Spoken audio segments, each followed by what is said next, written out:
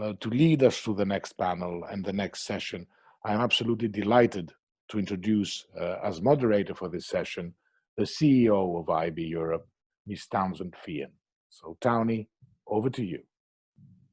Thank you, Constantine. Can you hear me fine? I guess so. Before we start the panel session, we're going to have some opening remarks from Mark Howe. Mark is Managing Director, Agencies and Ad Industry Relations, Europe, Middle East, and Africa for Google. And Mark is going to talk about responsible use of first-party data and share some insight from a report that has been recently done by Boston Consulting Group, just came out last week, I think. So we'll have Mark first and then move to the panel. So off you go, Mark.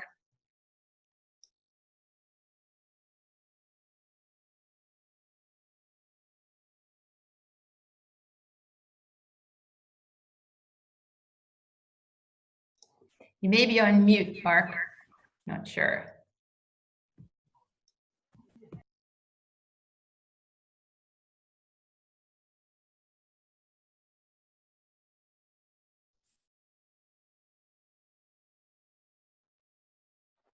Can you hear me now? Yes, well done. There you are. Well done. That was me being unlocked. Actually, I was locked out, but now I'm back in. Nice to be here, and thanks for having me. And actually, I'm not sure if you can see me, but thank you for the opportunity to put a proper shirt on for the first time in 10 weeks. As Tony says, I have the pleasure of opening the session with a topic I think can help brands in the current environment, and that's a focus on responsible marketing with first-party data. As it's already been mentioned in the previous panel, something that's front of mind for a lot of people. But before I do so, I also want to encourage all of you today to look and think positively, as we've heard in the previous panels, towards the future of our industry and not look at it through the lens of past practices. We are definitely entering a new era for marketing. Speaking as a business leader today, my greatest concern at the moment is for the health of the advertising ecosystem and the operating ecosystem, and how it can support the return for GDP growth, but also the health of the people working in our industry under exceptional circumstances around the world. And of course, the welfare, the access, privacy, and trust of our users and consumers that validate our business. Trust and privacy have to be at the heart of our thinking, but please, let's all realize this insidious pandemic has changed most of our businesses forever in some shape or form, irrespective of any ongoing regulatory challenges or changes. In Europe, we have some of the most advanced digital markets in the world, as we saw from Daniel earlier. And we need to recognize the future has just accelerated towards us as the shift to digital consumption and e-commerce has exploded due to the lockdown. So we need to harness what is happening and evolve at a pace to meet our users, many of them new. Next slide, please. We know that the pandemic has increased how often consumers are going online. The World Economic Forum reports that internet use is up by 50% in some parts of the world, as we're seeing other forms of media consumption go up. As people adjust and try to make the most of their situation, they're out exploring potential future big purchases, such as homes with gardens or second homes with gardens. Learning about more self-grooming. If you can see me, you'll be able to see that I've been self-grooming quite a lot. Working out, equally, been doing that a lot. Furloughing and job security, how to teach their kids, home improvements, and of course, cooking. I now make a mean gambas pilpil. To quote the World Economic Forum, the pandemic is fueling the stay-at-home economy. This crisis has accelerated our use of technology with so many new users of Zoom, but of course Google Meets, with consumer behavior likely to be changed forever. And we believe that technology will be an important enabler for economic recovery going forward. Next slide.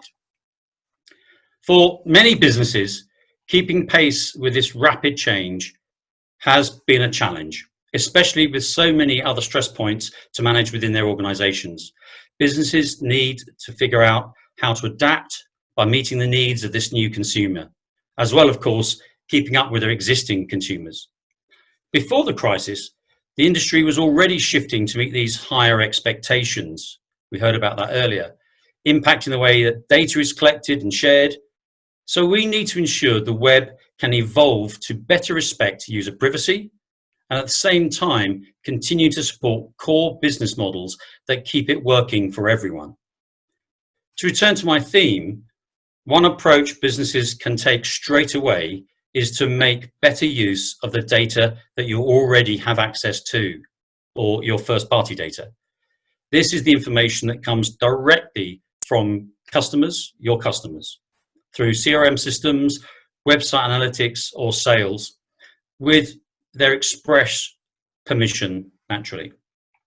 First-party data is particularly useful for marketeers because it's unique to your business by definition and gives clear insights about your customers.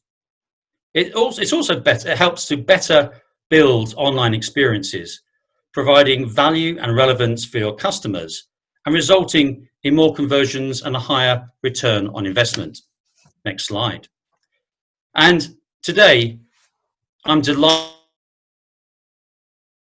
to share with you highlights of new research with Boston Consulting Group that we've just published that focuses specifically on the topic of first-party data, showing how it can drive better business results. This European research shows that companies that use first-party data effectively deliver more relevant experiences for their customers and report both revenue and efficiency benefits. Naturally, this research was commissioned before COVID, but the results are even now more profound. Specifically, the research found that those who are able to link all of their first-party data sources can generate double the incremental revenue from a single ad placement or communication, and 1.5 times the improvement in cost efficiency versus companies who don't. Change slide. The report really is a practical and easy read, and I want to highlight a central finding from it, that those marketeers who are doing really well in this area were able to establish a value exchange with their users, perhaps the advertising's holy grail, and that this was key to their ongoing success. In essence, what this model shows is that successful first-party data use relies on a two-way relationship.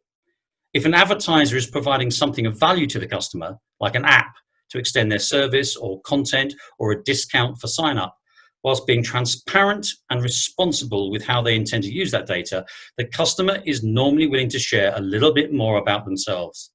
This means that the advertiser can use this data to provide more relevant communications and offers, providing a better customer experience.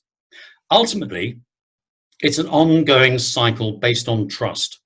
And to that point, all it takes is one nasty surprise to break that trust, such as data being used in an unexpected or unwelcome way. Breaking the value exchange means the consumer might withdraw permission to use the data, or worse still, walk away from that brand altogether.